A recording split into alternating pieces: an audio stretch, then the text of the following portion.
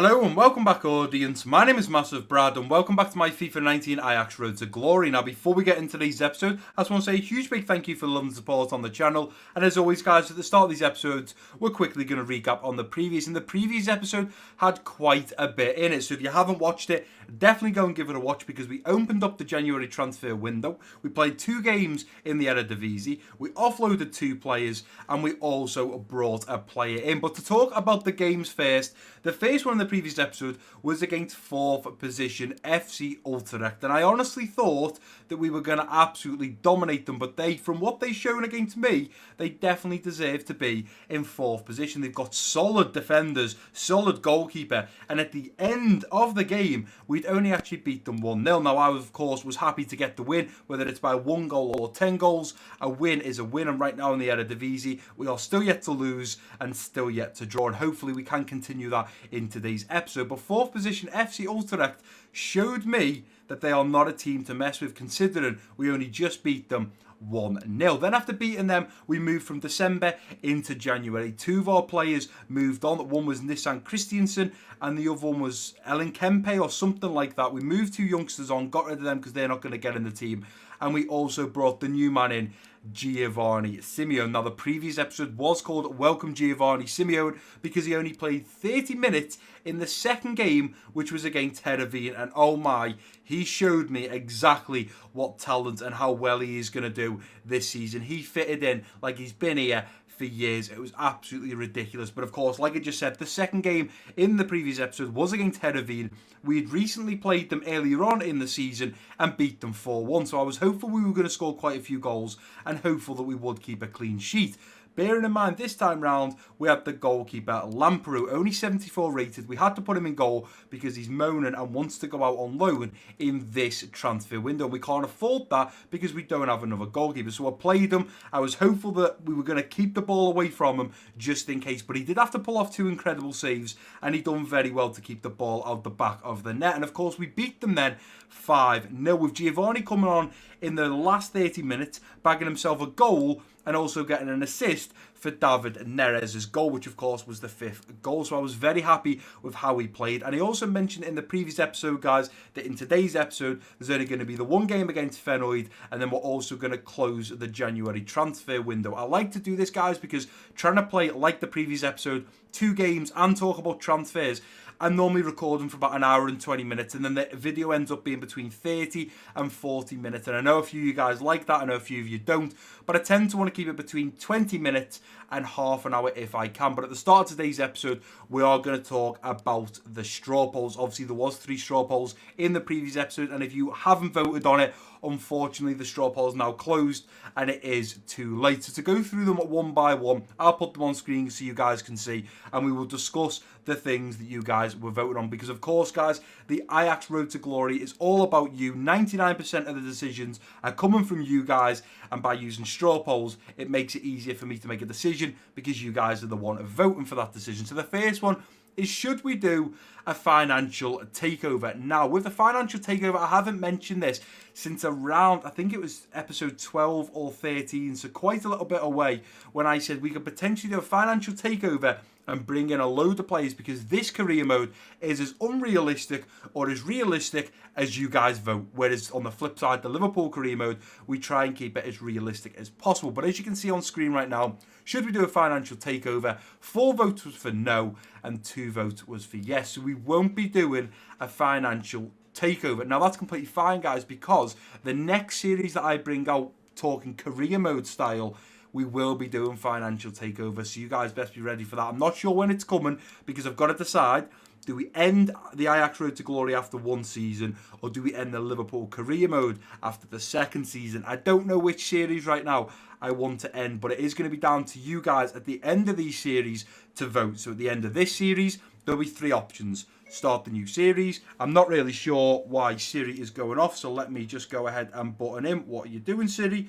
Where was I saying? Siri's interrupted me now. So, yeah, at the end of this series, there is going to be the option of continuing another season, to do a season 2 of the Ajax. We can look at moving in the same save, so I would go over to the office, look at browse jobs, and look at moving to another team within this save. or we stop it after season 1 and then we start a brand new series. And that's going to be the same in the Liverpool career mode at the end of season 2. We continue for a season 3, we end it and start a brand new series, or we look to move to another team within that save. So the team that we move to will be moving to a brand new team, but will be in season 3, and Liverpool will still have all the players that we have brought in. But moving on to the second straw poll, and that is, how do we spend the rest of our budget? Now, realistically, in the Liverpool career mode, this is normally a tricky one because we normally have a lot of money. But if we go over to the office, you can see we only have 3.33 million euros and 85,000 euros in the wage budget. Now, there was 7 votes on this one. 5 votes to spend it on the youth academy, to hire a youth staff or a youth scout and look to bring players through the youth academy. 1 vote for pre-contract, which is to sign a player in January for next year on a pre-contract. And 1 vote to just get a brand new signing. Now, someone did leave a comment down below saying about the pre-contract, saying, Brad, it's too overpowering because you can go and get De Gea, you can go and get Martial, you can get Balotelli, you can get Godin, and before you know it, you've got this team of 83 rated plus, and you've got them all for free. It can be quite overpowering, and I do agree with that. So, in a way, I'm kind of glad we're going down the youth academy, because in the Liverpool career mode, we made new signings and we also done pre-contracts. We didn't actually use the youth system as much as we should. And one of the board objectives for the Ajax Road to Glory is to use the youth academy. So that's exactly what we're going to be doing. And then moving on to the final straw poll, and that is, do we sell a big player if a fair offer comes in? So the likes of De Ligt, the likes of Dolberg, the likes of Neres, the likes of, obviously, Loftus-Cheek, Congo, I don't know why I was going to say Loftus-Cheek, Frenkie de Jong, big players like that have got great potential. Should we offload them if a fair offer comes in? 7 votes again, 5 for no, 2 for yes. So you guys obviously want me to keep some of the bigger players. And in the papers just today, De Ligt has come out and said he wants to move with Frenkie de Jong to Barcelona. So I think Barcelona are probably going to come in and take a load of Ajax players. And unfortunately, from what I've read about Ajax, because I've done a little bit of research before I started this series, Ajax are a little bit of a selling club. They bring youngsters through the youth academy, sell them on for a lot of money. And unfortunately, as much as they do well in the league, the Eredivisie, because there's not much challenge apart from the likes of PSV and Feyenoord and teams like that, realistically, they can afford to bring youngsters through that do well in the league and then move on to the bigger clubs. But there is the straw poll sort, guys. Firstly, thank you to everyone that did vote on them. I was a little bit shocked over how many people voted on the straw poll, for the simple reason, the previous episode, normally I like to look after 24 hours at how many views the video got. I tend to not want to look at numbers. I've discussed this in the past, so I won't go on about it too much. But I tend to have a little look at what it's done after 24 hours. And I'm usually hitting anywhere between 40 and 60 views. Unfortunately, after 24 hours, which is coming up in around 20 minutes, unfortunately, it's only on like 20 views. So not all of you guys have seen it. And I know a few people, Royal normally leaves a comment saying, Brad, sorry I'm late, I've had to do revision for this or what. I get that people are busy, away from YouTube, away from computers. People are busy. But normally the video does a little bit better than that. So I'm not really sure why it didn't. And if you didn't get round to seeing the video and you didn't get to vote on the straw poll, I do apologise. But unfortunately, guys, if you're not here, normally within 24 hours, I'm recording again the next episode.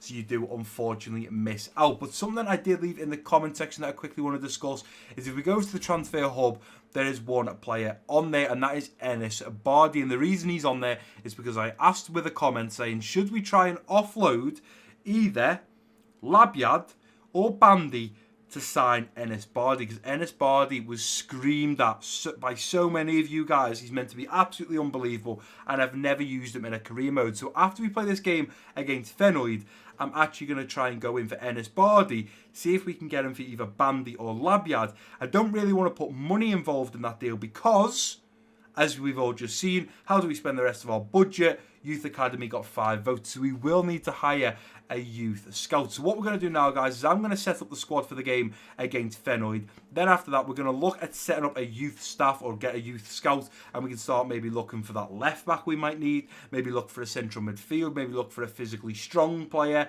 or a great talent. We can look for that, we can discuss that, and we can also look at getting MassiveBrad. But let me go and sort out the squad, and then we'll get into this game against Feyenoord. Right, so I've sorted out the squad, and this is one of the best squads that we can put out against Feyenoord. And you know what, guys, when I look at this squad, the more I look at it, the more I think, you know what, it's coming along so nicely, especially the fact we just got Giovanni Simeone now as a backup striker to Dolberg. This is going to be absolutely unreal. We are coming, in fact, we're into the second half now of the season. Now we've got to push on and make sure we bag every win we possibly can. But I've gone with Kasper Dolberg up top in that striker position. We've got Neres, Van der Beek and Ziyech in the central attacker midfield roles. A little deeper, we've got Frenkie de Jong and Loftus-Cheek in the central defensive midfield. Then Tagliafico, Daley Blind, Dillett and Mukiele at the back, with, of course, Onana back in goal. I was going to leave a Lamperoux, and that was the change. Normally you guys see me just jump over to the squad, but just a second ago I said, right, I've got to sort out the squad. It's because I realised Lamperoux was still in goal, and I thought, you know what, we cannot afford it against Feyenoord. Feyenoord are one of the big teams in the Eredivisie, although we can't see them in the top 6 now. There you go, they're in 7th position. I was going to say they're not going to be too far away from being in the top 6, and it wouldn't surprise me if they do finish in that top 6. But realistically right now, I think Ajax, ourselves and PSV are running away with the title, and they are the only ones that we have to be careful of. So it's games like this against big clubs in the Eredivisie like Feyenoord where we really have to be getting the win. Of course, we're 18 games in. This is going to be our 19th game. We've won every game so far, so touch wood.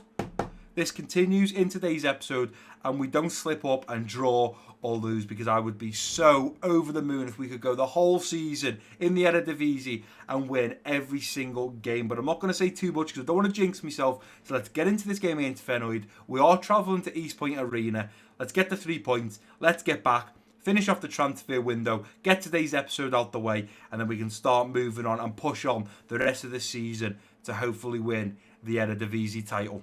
It is games like this that do worry me, because we've got a big team here. Feyenoord are not a team to go quiet. They are going to play their heart out. Everyone right now, it doesn't matter whether they're a big team, they've got a lot of money, they've got amazing players. Every team right now wants to stop us. We are still yet to draw and still yet to lose in the Eredivisie. If any team can stop us, they will be happy. Even if they are down in 13th position, they won't care. They will want to stop us. It's saying they're the best away records. 9 played away from home and 9 wins. We are away again today against Feyenoord, and it is going to be Feyenoord to kick us off in this first half. So let's get down to business and see what damage we can do. Surprised Neres picks up a yellow card for that. Seemed very, very light indeed. And oh, look at that, Mukiele's come well out of position there. Let's go, Mukiele. Stand tall, ball comes in, let's deal with Tagliafico, doesn't get there. And Feyenoord are 1-0 up. 7 minutes in and Feyenoord are 1-0 up. Onana's got to do a lot better from there. He was so far out, he had so much time. Why Onana doesn't get a cross and get that? He just dives. He's got a chance there to take his sidestep and then dive for it. Absolutely unbelievable. 1-0 down after just 7 minutes. Lads, we've got to be going at half time with either the lead or at least a draw, because realistically we're trying to win the Eredivisie undefeated. And there goes Donny van der Beek now. Play it back to Loftus-Cheek. Nicely done. Laying it over now to Frenkie de Jong. Going into Dolberg, who rolls his man. Dolberg! It's 1-1. In off the crossbar. 3 minutes later, we're not going to lie down. We are Ajax. Up the Ajax. Nobody messes with us. And within minutes, we've levelled it. Kasper Dolberg, I mean, can we try and keep the ball down a little bit? My heart was in my mouth then. You put your laces through it, so much power. If that hits the top of the crossbar an inch more higher, or half an inch, it's probably hitting the crossbar and going over. This time, it luckily enough just tucks under, and we're back at level terms, 1-1 after just 10 minutes. I think this game may well have a few goals in it. Let around the corner now to Van der Beek. Going through to Dolberg. Dolberg, referee, you going to give anything there? He is going to give a free kick. And realistically, we need the man Ziyech on this one. Can Ziyech try and bend that in that top left corner? It's going to be a little bit difficult. Bit of a difficult angle, but can Ziyech does it? Puts it over. Oh, what a goal! Oh, Ziyech, go over and celebrate, son. I'm sorry, ladies and gentlemen, but that was such a difficult angle from there, especially for being left-footed. But let's watch a replay or two on this. That was outstanding. Look at this. Over the wall, bending in. Oh! It doesn't touch the bar. It doesn't touch the roof of the net. It just touches the back of the net. Oh, look at that. Oof. That is what you call, ladies and gentlemen, a postage stamp free kick. You put a stamp normally in the top of a letter, and that ball was put in the top of the corner of the goal. 6 goals for Ziyech, and what a way to take the lead. 2-1. Thank you, Ziyech. What a beautiful free kick. Let's jump for that Mukiele. Nicely done. Here's Ziyech. Back to Loftus-Cheek. Loftus-Cheek takes it down, hits it first time. And Van Beek, not Van der Beek, Van Beek gets a deflection on it and puts it out for an Ajax corner. Is that not a handball there, ref? Sorry, ref? Hello? I'm pretty sure, I don't normally do this, but I'm going to do it this time. I'm going to go to an instant replay. I am pretty sure that ball went through his hand. So, let's set it slow. And then, I'm not really sure, guys. You're going to have to bear with me for a second. I want to change to, yeah, that defender right there. I want to zoom in. No, that's not zooming in. I want to, no, go back. There we go. Okay, now I can, so let's play it nice and slow. Wait. Whoa. That definitely, wait. That's not slow. There we go. Here we go. You ready? Sorry, ref. What is going on there? Like, what is going on there? Let's hide that. Let's just hit. So, ref, why is his hand? Let's try and get a good position on this, guys. Let's try and get his hand in the ball. Is his hand in the ball there? Sorry. What is going on? Van Beek has a ball for a hand. He is in the box. You can see there, there's the line of the box. There's the D. Referee, his hand is in the ball. That did not touch his chest. In fact, it hit his hand. And then I'd say maybe his shoulder. I mean, realistically, let's forget about the shoulder. His hand is in the ball. Still Dolberg going. Dolberg looking to play it out to Tagliafico and then straight up to Neres. Neres is going to be in behind. Neres normally scores from here. He doesn't this time. He is denied. Normally scores from that angle. Van der Beek, push on, son, and he's going to be in behind. Let's go, Mukiele. Use everything you've got in the tank, son, to get there. Mukiele, oh, slid in. Just missed. Tagliafico, got to get there, son. Oh, Onana denies. That was a big save. Not sure who was in the middle then, but we've got to do better clearing it from there. Onana with a beautiful save.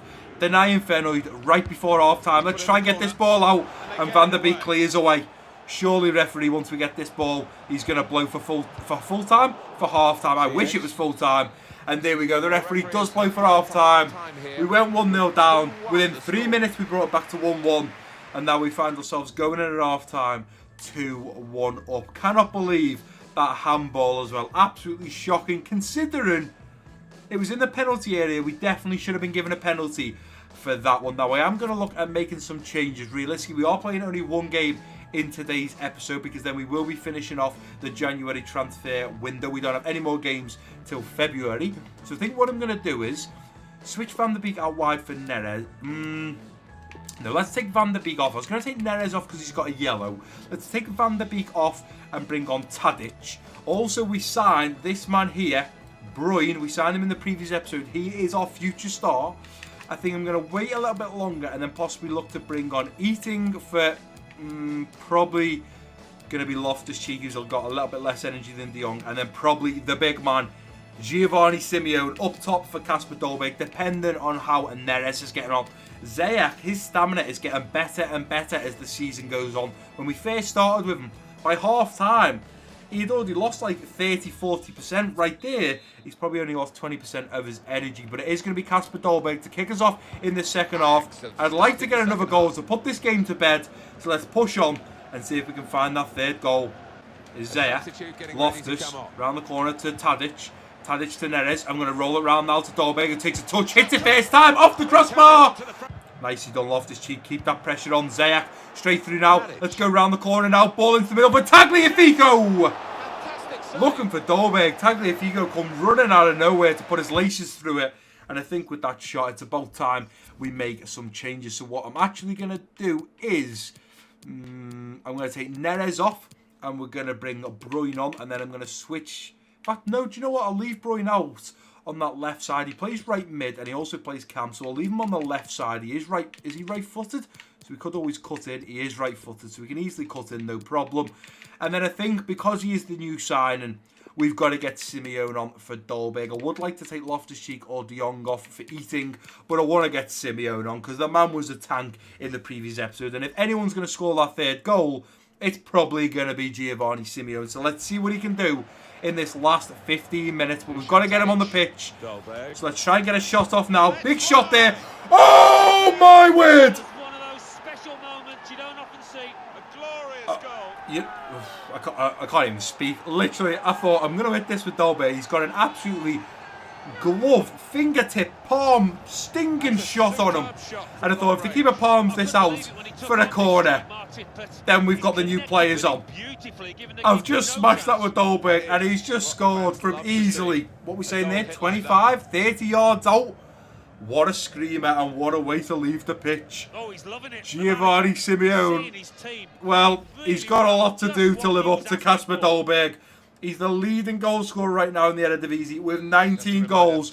And what a 19th goal that was. 3-1. This game now is put to bed. Go on, Simeone. I don't know why I've gone over the top there. Should have played that across the floor to Simeone. But nevertheless, the referee blows the full time. We've beat Feyenoord, who are in 7th position, 3-1. We went 1-0 down. We've battled back. And I still cannot get over that Kasper Dolberg goal for the third goal. Or sorry, the third goal for us in this game. That was ridiculous. Unbelievable goals. Hakim Ziyech's goal with his free kick was ridiculous. But then Kasper Dolberg, it was the Kasper Dolberg show today after him scoring 2.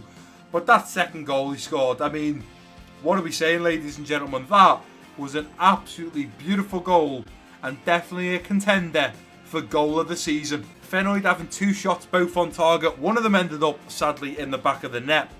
We had 13 shots, 8 on target. 3 of them ended up in the back of the net. And considering one of those last shot on target come from the big man Kasper Dolberg, who absolutely smashed it. That's one of the best goals I've scored with a player in this Ajax road to glory, guys. Absolutely ridiculous. And considering this series is a road to glory, I would definitely say we are going that way right now. Someone did leave a comment saying, Brad, you're going for the treble, the Champions League, the Orangey Burger, and the Eredivisie. And right now, when we go 1-0 down, we fight, we show our art, and we battle back. And right now, I have no reason to doubt why we won't get the treble in the first season of this road to glory with Ajax. Right, guys, so here we are back at the Central to finish off today's episode. So we have 4 days until the 31st of January, which of course is transfer deadline day, the last 10 hours of the transfer window. But we have got a few things to do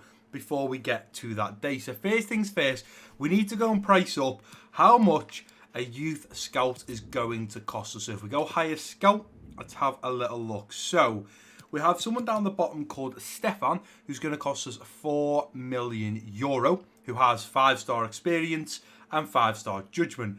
But there is another fella, Lorenz Huber, who has 4-star experience and 5-star judgment. I don't know if it makes too much of a difference, that extra 1-star. I mean, I'm sure it probably does, but realistically, it's an extra 750,000. So we would have to play with the money if we wanted to bring in Stefan from Switzerland. So I think what we're going to do is, before we get the scout, of course we're going to look at getting a scout. It doesn't matter which one, we are going to be getting a scout. But I think what we need to do before this is we need to try and get Enes Bardi. Because let's say we can swap Bandy and £1 million, then or €1 million, then we may well not have the funds to get Stefan, but we can get the other man. So what we're going to do is go over to the Central. Now, I have seen loads of you guys this season, or this career mode, or this series, talking about Enes Bardi. So we are going to approach Levante. He's valued at 16 million.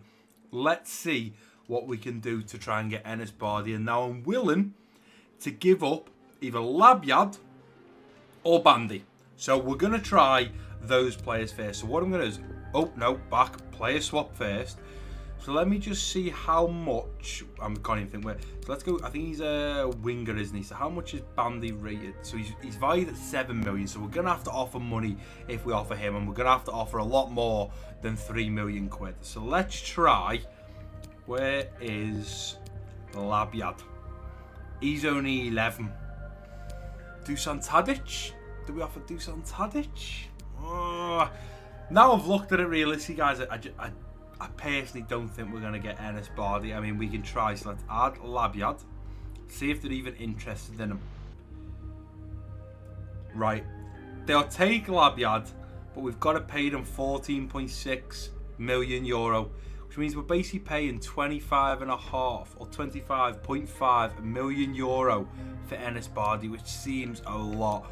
So they're probably realistically gonna walk out, but we can try it. Okay, let's offer 3 million and a massive sell-on clause, 25% if we can. So there we go, 3 million euro. Add a sell-on clause, we'll give you 25%. This is literally the best we can do. Realistically, we need to keep some money to give them a decent wage. Oh, they're sticking at that 14. Try once more. If it doesn't work, let's offer 3.5. I feel bad because I've got no more money now. That doesn't mean in the future, you know, if we do a season 2, we can't get Enes Bardi, but it'd be nice to get him now because next season Loftus-Cheek goes back to Chelsea. We can't even offer now a sell-on clause, so I'm pretty sure they're just going to walk away from this, aren't they? No, at least they haven't walked away. I don't personally think there's anything else we can do here now. Propose, do my last one of, let's try 4.5. So 4.5, so realistically that means we'd be at, can we offer 5? Let's see if we can offer 5, because if we can, then we're not far off what he's valued at. We're offering 11 plus that, that's 16, so we're offering what he's valued at. Would they bite on that? But then again, even if they do now, we don't have the wage budget for him.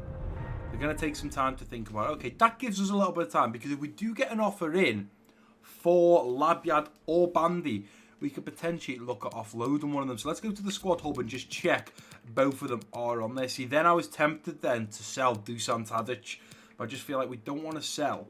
So block offers. So that's blocked now. We want to allow offers. That's fine. And we also want to allow for Bandy. So now, realistically, if we hadn't got Giovanni Simeone for the money plus Luke de Jong, we could have looked at selling Luke de Jong for a bit of extra funds. But realistically, there's nothing else really we can do with this team apart from, you know, we could always cut the loan short for Loftus-Cheek and get a bit of money back there. But I just don't think that's the right move, personally. I don't think that's the way to go. We could look at bringing someone back from loan. But again, it's like, there's just no point, because when they come back, it's going to cost us to bring them back. It's just not worth it. So I think the plan now is, the only thing we can do is hold off, advance day by day, all the way to the last... Oh, there you go. Jumped all the way to 10 hours. Couldn't even stop it. I mean, we can advance in a couple of hours. I don't think we're going to be able to do much here, guys. I don't think Enes Bardi, unless something comes in now or the next hour, I don't think we're going to be able to make Enes Bardi. Oh, there you go. It's broken down anyway. We didn't get back in a quick manner, and after just 2 days, it's broken down. So I can't even go in for him now. So realistically, there's no way we are going to be able to sign Enes Bardi. And I've just seen he's only on 25,000 a week, and that's still a lot of money. But as for a footballer, that is not a lot of money. I'll be gutted now if someone comes in for Bandy or Labyad and offers like 15 million, because we could have had someone, could have sold them and then got him in. So I think I'm going to go down to the 4th hour.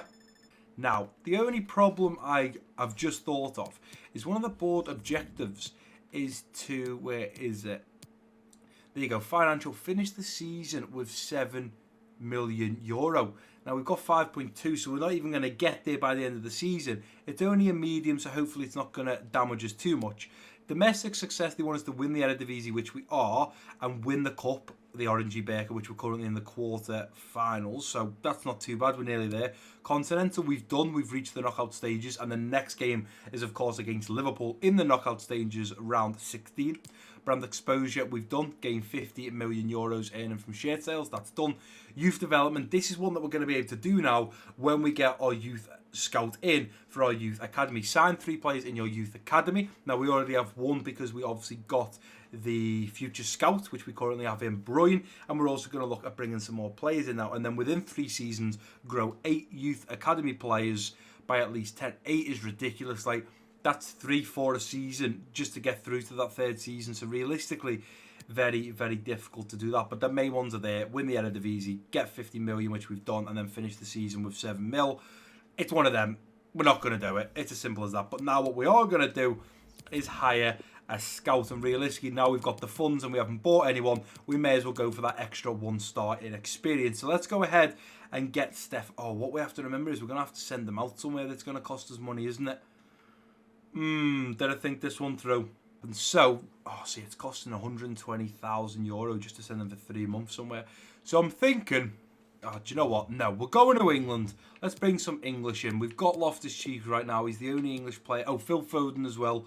They're the only English players we have. So let's go 9 months. That's fine. That's the most in 9 months. And let's go for technically gifted. Winger we don't need. We don't use wingers. Physically strong. Playmaker we don't need. Goalkeeper we could use a young goalkeeper. An attacker. Defensive-minded. Should we go defensive-minded? Try and maybe get a left-back or a young centre-back.